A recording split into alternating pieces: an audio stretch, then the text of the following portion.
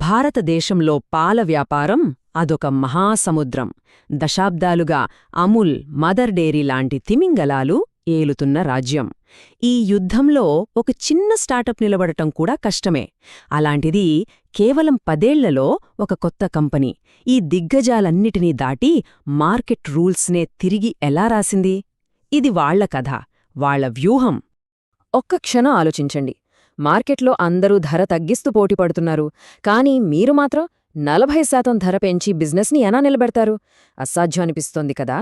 కానీ సరిగ్గా ఇక్కడే అసలు కథ మొదలైంది.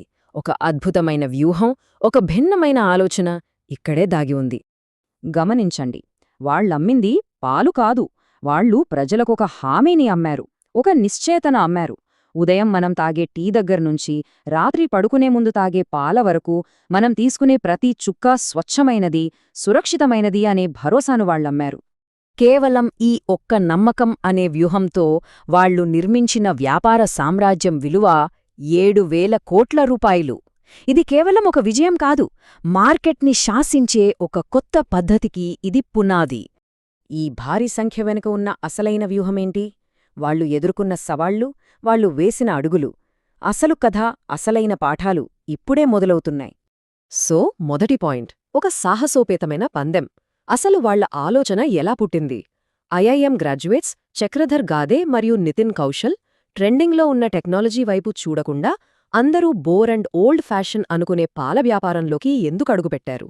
సింపుల్, వాళ్ల ఆలోచన వెనుక ఒక పక్కా లెక్కలతో కూడిన వ్యూహముంది. వాళ్ల ఫ్రేమ్వర్క్లో 3 సింపుల్ రూల్సున్నాయి. 1.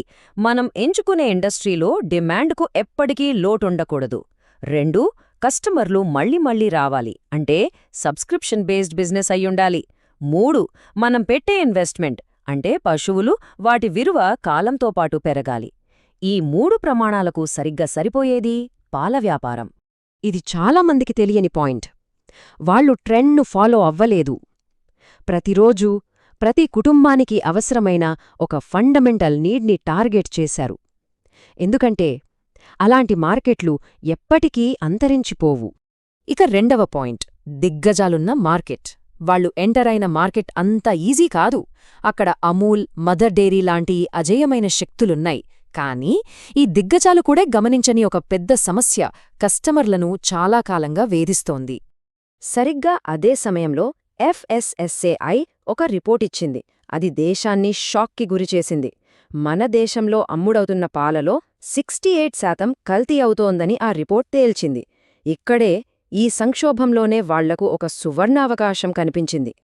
ఆలోచించండి, ప్రజలు తాగుతున్న పాలలో నీళ్లు, డిటర్జెంట్లు, డేంజరస్ కెమికల్స్ కలుస్తున్నాయంటే పరిస్థితేంటి? అంతేకాదు, ప్యాకెట్ పాలు మనింటికొచ్చేసరికి 2 వారాలు పడుతోంది. అంటే తాజాదనమని మాటేలేదు. ఇక్కడే అసలు మార్పు మొదలైంది. ఇక్కడ చూడండి, పాత సిస్టమ్ ఎంత కాంప్లెక్స్గా ఉందో.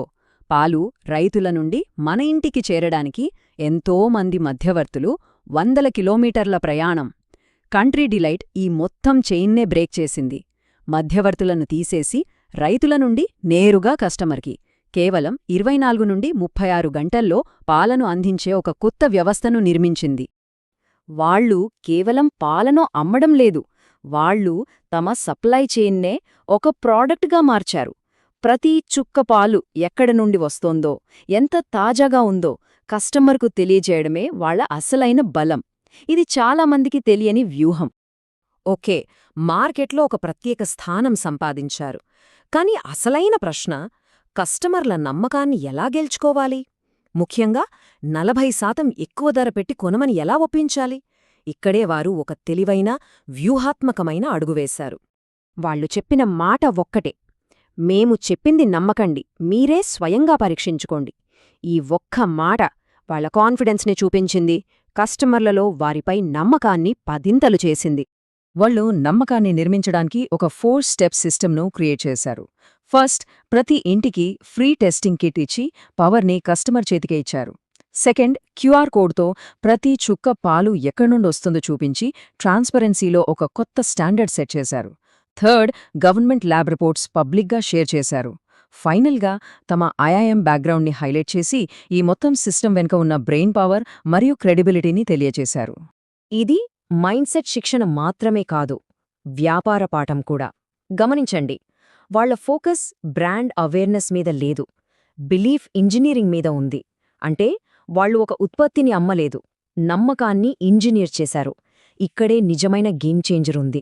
ఓకే, ఇంత పెద్ద బిజినెస్ని బిల్డ్ చేయడానికి కోట్లలో యాడ్స్ ఇచ్చుంటారని మనం అనుకుంటాం. కానీ వాళ్ళ గ్రోత్ స్ట్రాటజీ పూర్తిగా డిఫరెంట్, చాలా తెలివైనది. ఇక్కడే వాళ్ల ఫైనాన్షియల్ జీనియస్ కనిపిస్తుంది.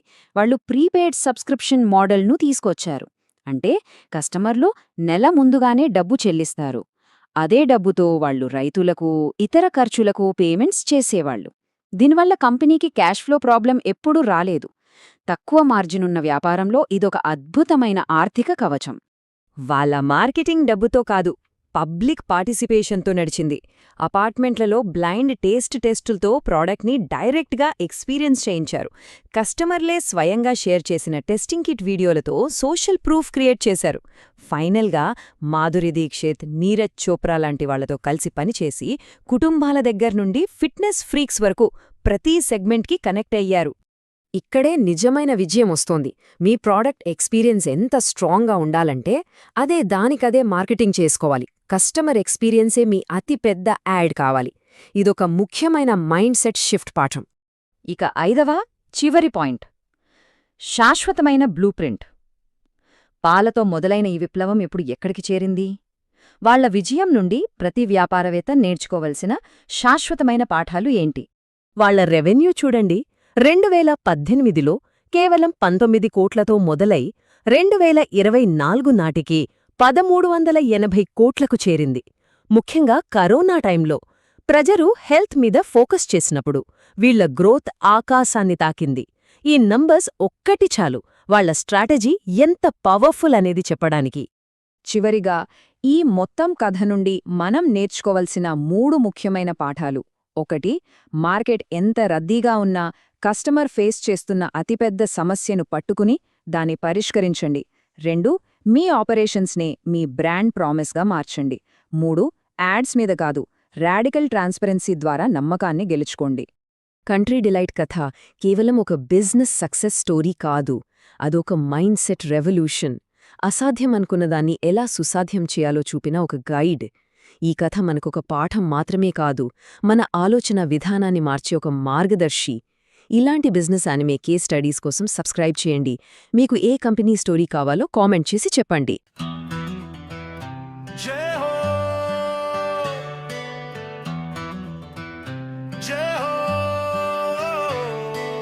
भारत माता की जय।